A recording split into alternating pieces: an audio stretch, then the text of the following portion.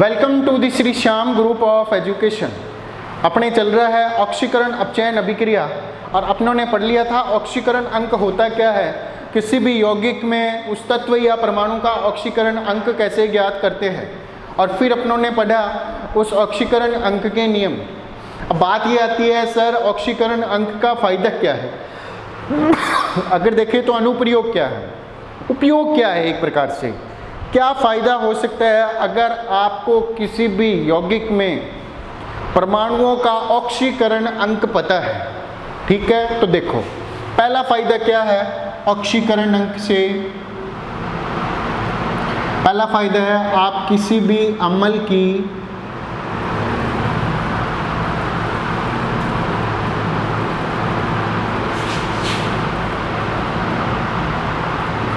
प्रबलता ज्ञात कर सकते हो।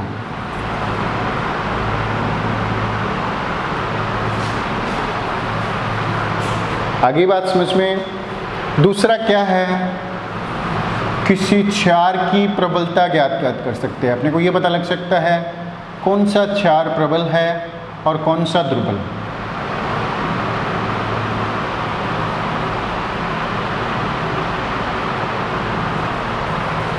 तीसरा क्या फायदा है, देखो तीसरा फायदा है किसी भी यौगिक का सूत्र ज्ञात करना।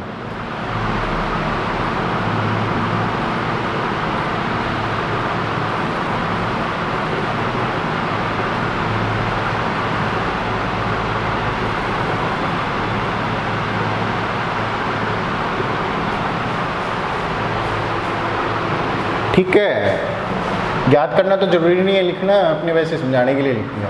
क्षार की प्रबलता ज्ञात कर सकते हैं, किसी यौगिक का सूत्र ज्ञात कर सकते हैं, और चौथा बहुत मोस्ट इंपॉर्टेंट है, इसके बारे में डिटेल अपने पढ़ेंगे, एक चैप्टर आएगा अपने उसमें, तुल्यांकी भार ज्ञात करना।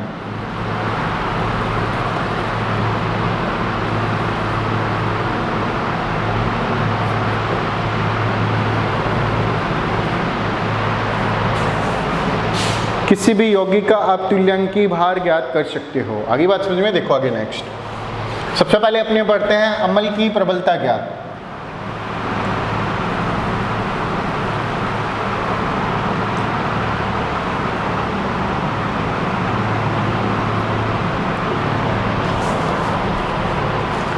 किसी भी यौगिक में अगर अपने उस यौगिक का केंद्रीय परमाणु का ऑक्सीकरण अंक ज्ञात है तो हम उस अम्ल की अम्लीय प्रबलता ज्ञात कर सकते हैं।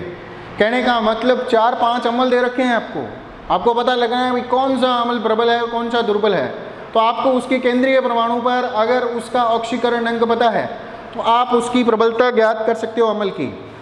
कैसे, मैं आपको बता देता हूँ। किसी का ऑक्सीकरण अंक, केंद्रीय परमाणु का ऑक्सीकरण अंक समानुपाती होता है अम्ल की प्रबलता के।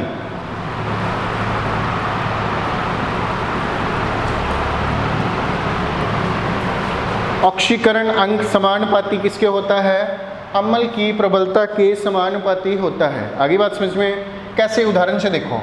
एक मैंने ले लिया अम्ल, ले रहा हूँ बहुत सारे। एक मैंने ले लिया HClO4, दूसरा अम्ल ले लिया मैंने HClO3, तीसरा अम्ल ले लिया मैंने HClO2, चौथा अम्ल ले लिया मान लो मैंने HClO। मुझे ये पता नहीं लग रहा है इन अम्लों में कौन सा अम्ल प्रबल है और कौन सा अम्ल दुर्बल है, तो मैं यहाँ पे इसके केंद्रीय परमाणु का ऑक्सीकरण अंक ज्ञात करूँगा। तो केंद्रीय परमाणु यहाँ पे मैंने अंडरलाइन कर दिया, इधर की तरफ देखिए ध्यान से। ठीक है, अब देखो सबसे पहले इसके केंद्रीय परमाणु का ऑक्सीकरण अंक देखो, इधर से निकाल रहा हूँ, निकालना मैंने तुम्हें बताया था। किसी भी यौगिक के ऑक्सीकरण अंकों का योग क्या होता है, 0। ज्ञात इसका करना है तो Cl को मान लिया x, हाइड्रोजन क्या हो जाएगा +1, और ऑक्सीजन अपने को बताया -2।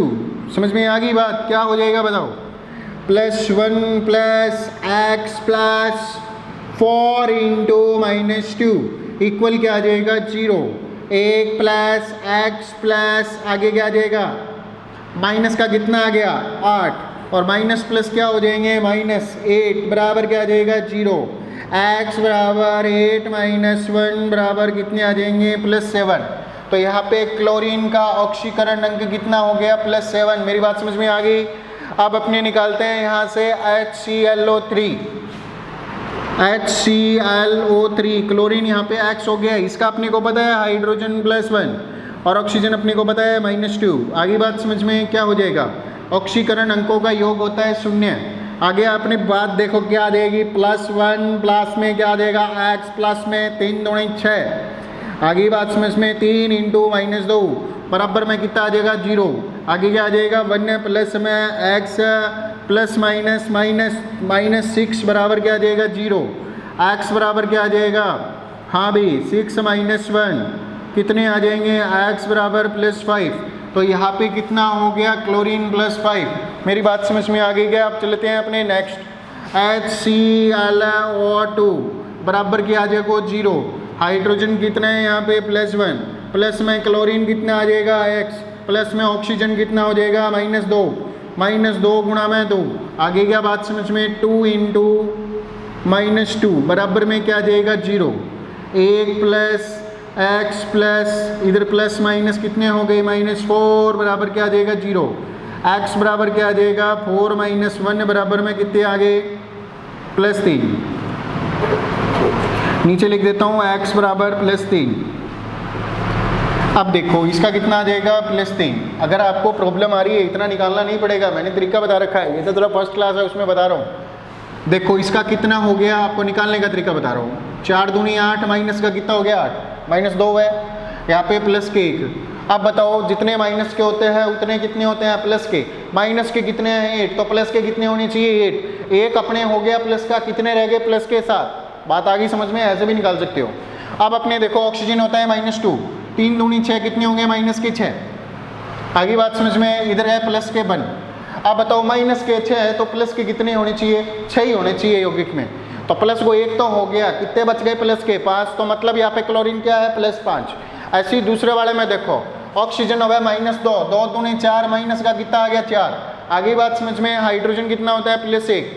तो अपने देखो यहाँ पे -4 है तो प्लस के भी कितने होने चाहिए 4। 1 अपने प्लस का यहाँ पे उपयोग में ले लिया अपनों ने, तो बचे हुए कितने हो गए क्लोरीन के 3। तो यहाँ पे +3। आगे क्या, बहुत सिंपल तरीका है। तो इसका भी इस प्रकार आप निकाल सकते हो। मैंने बोला -2, इसका होता है +1। एंगो कितना रह गया, जितने माइनस के होते हैं उतने प्लस के, -2 हो गए तो इसका आ गया +1।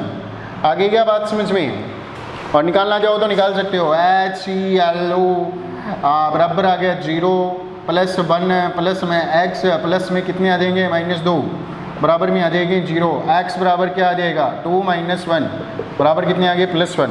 मेरी बात समझ में आ गई क्या यहाँ पे। तो इस प्रकार अपने सबका ऑक्सीकरण अंक निकाल के देखते हैं। तो बताओ केंद्रीय परमाणु पर किसका कितना ऑक्सीकरण अंक आ रहा है। देखो भाई इसका कितना आ रहा है बताओ +1। अब मैं क्या बोल रहा हूं ध्यान से देखो, केंद्रीय परमाणु का ऑक्सीकरण अंक कंपैरिजन करें, तुलना करें सबकी, तो सबसे ज़्यादा किसका है। जिसका ऑक्सीकरण अंक ज़्यादा वो उनसे ज़्यादा प्रबल अम्ल, +7 ज़्यादा है या +5 ज़्यादा है या +3 ज़्यादा है या +1। तो सारे अम्लों में अगर अपनी तुलना करें तो ध्यान से देखो +7 वाला अधिक ऑक्सीकरण अंक वाला है। सॉरी HClO4 इस प्रकार अपने कह सकते हैं HClO4 क्या है यहाँ पे प्रबल अम्ल है, और HClO यहाँ पे क्या है दुर्बल अम्ल है। बोलो भाई समझ में आ गई क्या बात। इन सब में बोल रहा हूँ मैं, समझ में आ गई बात, समझ में आ गई। अगर इनका क्रम लिखे तो क्या हो जाएगा, चलो मैं इधर से बना लेता हूँ क्रम। कौन ज़्यादा अम्लीय है ये, इससे कम ये, इससे कम ये, और सबसे कम कौन आ जाएगा HClO। बोलो समझ में आ गई बात, एनी प्रॉब्लम्स। लो भाई एक उदाहरण और लेते हैं, अम्ल की प्रबलता आप कैसे ज्ञात कर सकते हो। अगर मैंने इधर लिख दिया HNO3, दूसरा HNO2, आपसे पूछ लिया कौन सा इनमें प्रबल अम्ल है, तो केंद्रीय परमाणु का ऑक्सीकरण अंक निकालेंगे अपने, उसके आधार पे पता लग जाएगा भी कौन सा प्रबल अम्ल है। देखो सबसे पहले हाइड्रोजन, इधर की तरफ नाइट्रोजन, ऑक्सीजन आ जाएगा 3, ठीक है HNO3। तो इसमें ऑक्सीजन कितना होता है -2, हाइड्रोजन कितना होता है +1, नाइट्रोजन यहाँ पे मान लिया मैंने x। आगे बात समझ में, अब देखो ध्यान से, कितना हो जाएगा 3 दूनी 6, सीधे निकाल लूँ क्या, 3 दूनी 6, माइनस के कितने हो गए 6, हाइड्रोजन +1, माइनस के 6 हैं तो प्लस के कितने होने चाहिए, देखो ध्यान से, हमने हाँ कितने हैं माइनस के 6 हैं तो प्लस के कितने होने चाहिए 6, एक यूज हो गया, कितना आ गया नाइट्रोजन का इधर +5। इधर देखो 3 तो दूनी 4, माइनस के कितने आ जाएंगे 4, इधर है +1, माइनस के 4 है तो प्लस के कितने होने चाहिए, प्लस के होने चाहिए भाई साहब +4, एक यूज हो गया, कितने आ जाएंगे +3। तो इसका मतलब इसमें नाइट्रोजन है +5 और इसमें क्या है +3, कौन ज़्यादा अम्ल है प्रबल, ये वाला। तो यहाँ पे क्या हो जाएगा HNO3 क्या है प्रबल और ये क्या आ जाएगा दुर्बल। बोलो भाई समझ में आ गई। तो अपने पहला टॉपिक कंप्लीट हो गया है। ऑक्सीकरण संख्या से आप क्या कर सकते हो, किसी भी यौगिक की अम्लीय यौगिक की अम्लीय प्रबलता का निर्धारण कर सकते हो। अगर आप किसी भी अम्लों का तुलनात्मक करते हो तो आपको ये पता चल सकता है कौन सा अम्ल प्रबल है और कौन सा अम्ल क्या है दुर्बल है। अब आते हैं दूसरे टॉपिक की तरफ। दूसरा टॉपिक है क्षार की प्रबलता। आप ऑक्सीकरण अंक के द्वारा क्षार की प्रबलता का भी निर्धारण कर सकते हो। कैसे, देखो मान लो मेरे पास कुछ क्षार है, पहले तो मैं ये बता देता हूँ क्षार की प्रबलता निकालते कैसे हैं। ऑक्सीकरण संख्या या अंक दोनों में से कोई भी शब्द यूज कर सकते हो आप। ऑक्सीकरण अंक होता है वो व्युत्क्रमानुपाती होता है क्षार की प्रबलता की।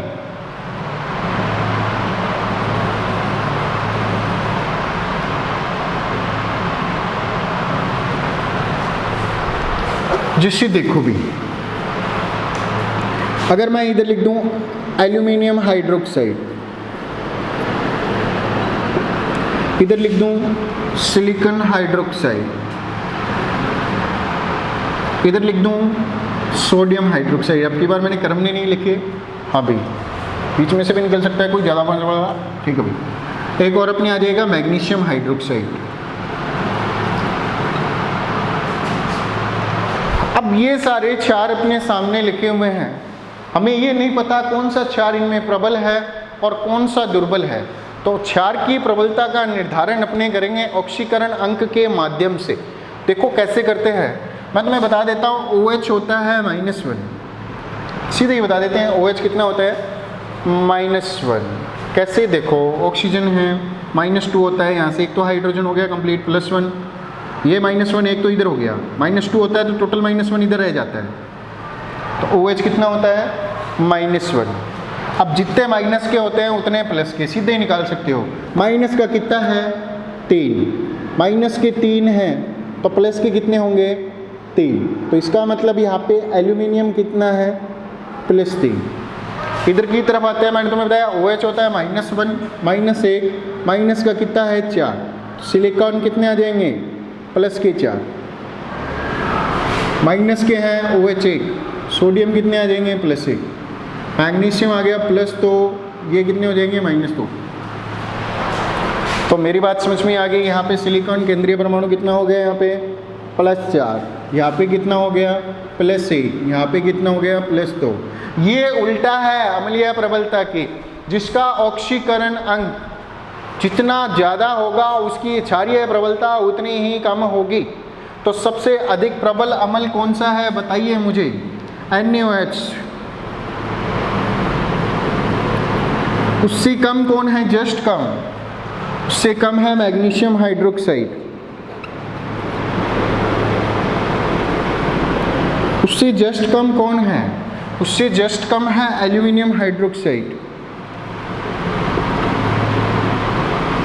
उससे जस्ट कम कौन है, सबसे कम कौन है, जस्ट कम क्या सबसे कम। आगे बात समझ में। तो इसका मतलब है अगर अपने को ऑक्सीकरण अंक ज्ञात हो तो अपने क्षार की प्रबलता का भी निर्धारण कर सकते हैं। आ गया समझ में दूसरा टॉपिक। अब अपने आते हैं थर्ड टॉपिक की तरफ, तीसरा टॉपिक।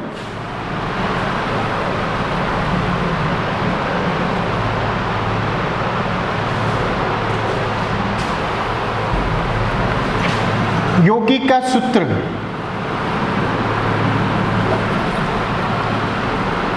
तीन नंबर अनुप्रयोग है, यौगिक का सूत्र ज्ञात करें।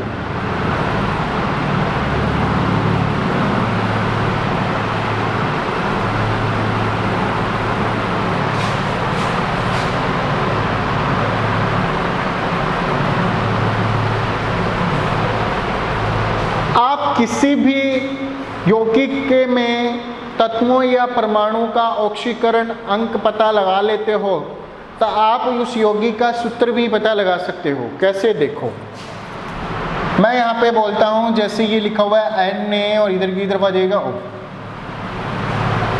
आगे बात समझ में है। एक इधर की तरफ मैंने लिख दिया CaCl,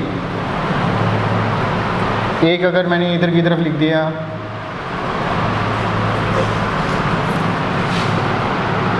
KCl। तो अब देखो, आपको पता है सोडियम है, इधर की तरफ ऑक्सीजन है। ऑक्सीजन कितना होता है -2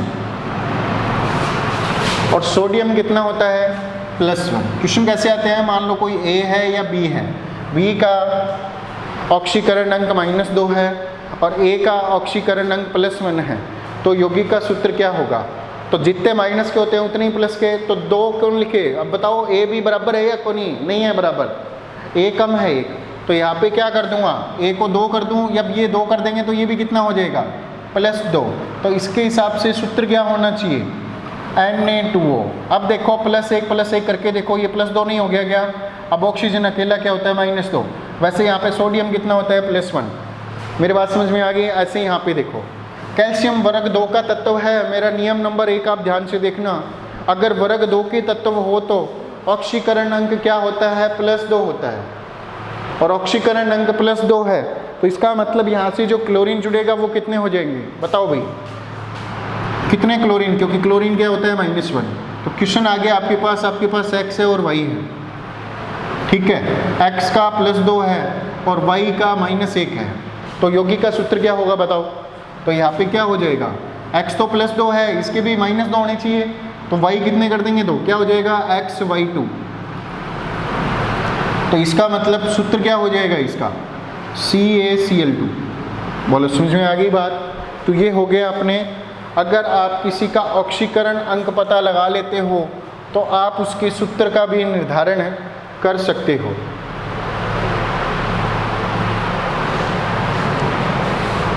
नेक्स्ट है तुल्यांकी भार।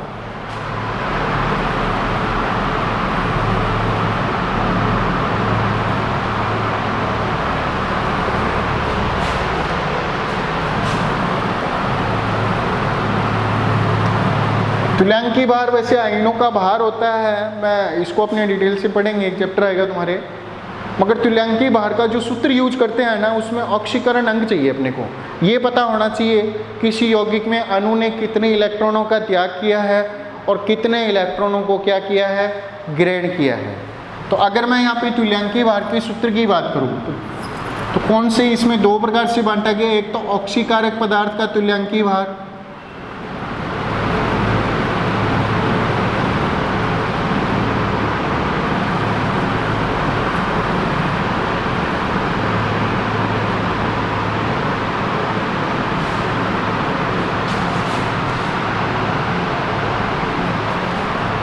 दूसरा आता है अपचायक पदार्थ का तुल्यांकी भार।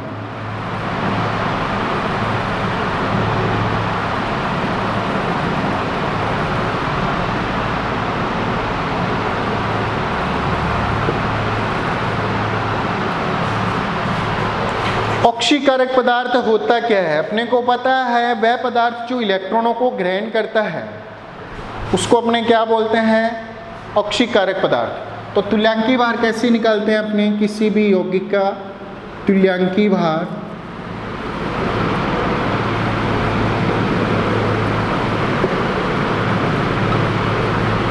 तुल्यांकी भार बराबर किसका निकाल रहे हैं अपने, मान लो किसी ऑक्सीकारक पदार्थ,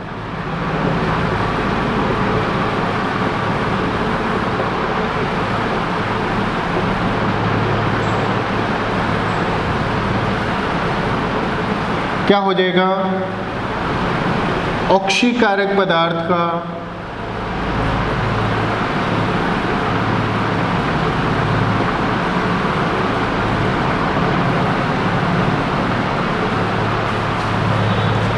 अणुभार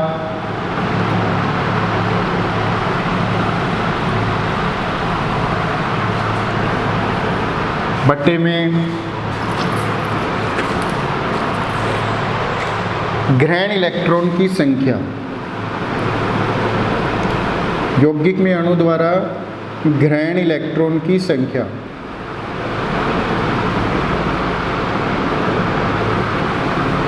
तो एक बार तो आप इतना ही समझ लीजिए, तुल्यांकीय भार का जो सूत्र लिखते हैं ना, उसमें ग्रहण इलेक्ट्रॉन की संख्या ग्रहण करेंगे तो अपने किससे रिलेटेड आ गया, ऑक्सीकरण अंक से। आगे बात समझ में। और इसी प्रकार अपने किसी भी अपचायक पदार्थ का तुल्यांकीय भार ज्ञात करना हो तो सूत्र क्या हो जाएगा, तुल्यांकीय भार बराबर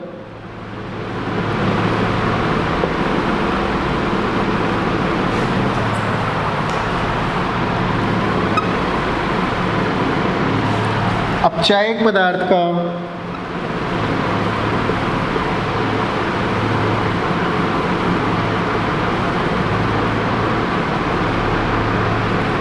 अणुभार बट्टे में। अब ये ग्रहण की गई इलेक्ट्रॉन की संख्या, त्यागे गई इलेक्ट्रॉन की संख्या। तो अपचायक पदार्थ कौन सा होता है, वह पदार्थ जो इलेक्ट्रॉन का त्याग करते हैं। त्यागे गए इलेक्ट्रॉन की संख्या।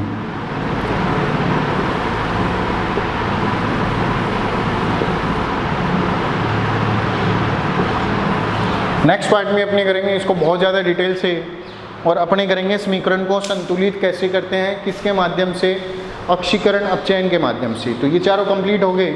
अपनों ने एक बात यहाँ पे पता चली है, ज़्यादा डिटेल से तो नहीं जाएंगे अभी। अमल की प्रबलता कैसे पता लगाते हैं, मतलब ये फ़ायदे हैं ऑक्सीकरण अंक संख्या से, सीधी सी बात है।